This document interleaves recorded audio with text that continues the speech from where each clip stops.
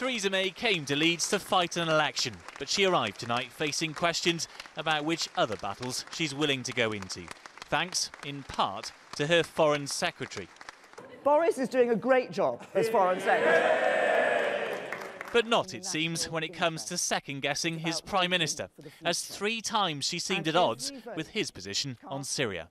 Prime Minister, you say he's doing a brilliant job, but I want to press you again here. Do you agree with your Foreign Secretary when he says it would be very difficult to turn down a request from the Americans to strike the Syrian regime? And would you ask Parliament's permission before taking that action? This is a hypothetical situation because there are no proposals on the table for a further strike against Syria. What Boris has been doing, and has been doing very well, is working diplomatically with the international community. That means a political transition away from President Assad. America didn't ask for Britain's help when it struck a Syrian airbase this month, following an alleged chemical attack by the regime.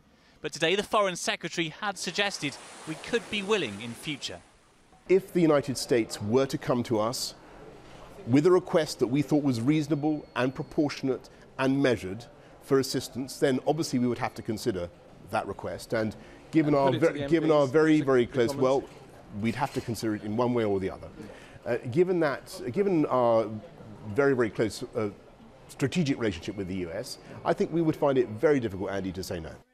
If the Labour leader wasn't quite sure where to stand today, well, his position on airstrikes was clear. You've got to bring the big players together.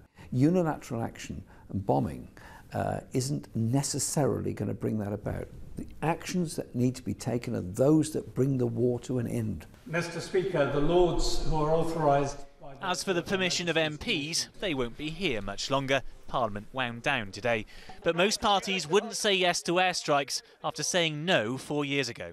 I'm somebody who felt that the strike against Assad after the chemical weapons usage, that disgraceful use of chemical weapons uses a few weeks ago, I could see that that was proportionate and justified under law. What I will not do is sanction the way it was done. And if Theresa May really is standing up for Britain, she might need to tell her Foreign Secretary exactly what that involves.